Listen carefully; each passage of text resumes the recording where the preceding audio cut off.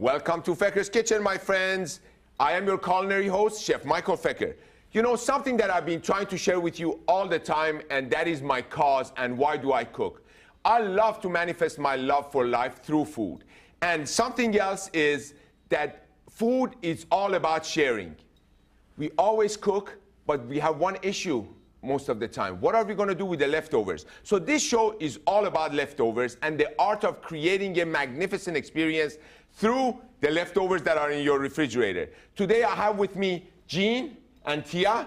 I also have with me Sarah and Carly. Why are they here and those friends that were with me the other day when I created all these flavors not? Because they decided to do the hard work for you and eat all the leftovers that are going to be magnificent. What I did the other day was I grilled some chicken, I grilled some vegetables, so we were having a grilling get together. I also made some risotto. So I have my risotto over here, I have my grilled breast of chicken left over, and I have some grilled vegetables that are left over.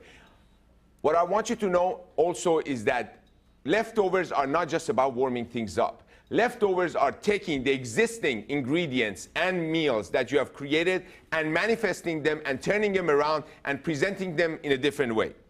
What I'm going to do for you today, I'm going to do some risotto cakes. This is a magnificent way to use risotto leftovers, or you can also do something else. If you overcook risotto, this is what you can do with it. So there's the trick for you and a way out. I'm going to do a beautiful grilled vegetable salad.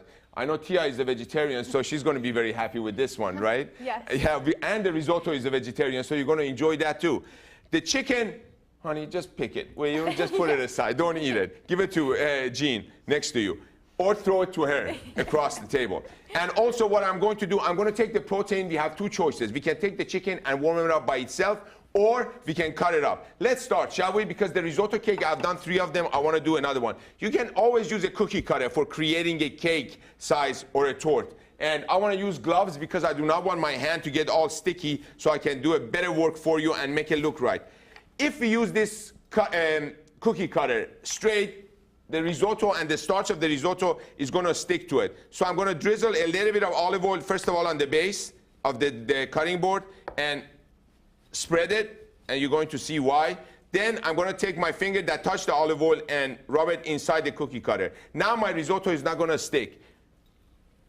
Take the risotto and press it in this cookie cutter, and press it well again, the Y's. Why? Because we want to get the air bubbles out, and by doing so you can just press it right all the way through, and then you have a beautiful shaped risotto cake. To pick this baby up, we're going to pick this up with a, look at that. I amaze myself. How good can you be? Look at this. Now you know why I put the olive oil down there, so it will not stick to the cutting board. That's the key. Let's clean this up, and let's not cross-contaminate anything with flavors. Extra flavor, of course, is going to kill us, right? So I'll put this down here. In this pan, I'm going to render some bacon. Why am I rendering bacon? Because I want to use the flavors, the smoky flavors of the bacon in searing my risotto cakes.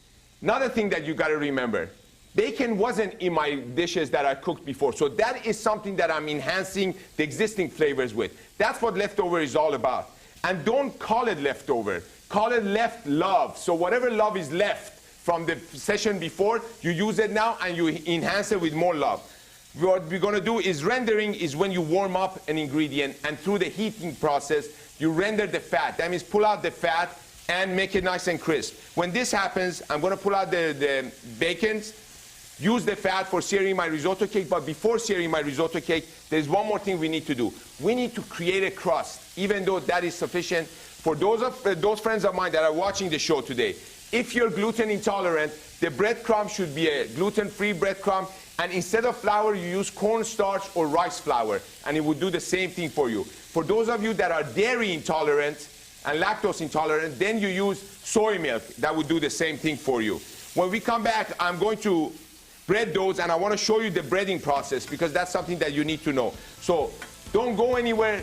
Just take a rest from drooling so badly up to now and wait for Feker to come right back. I'll get you Fekerized, I promise. See you in a few.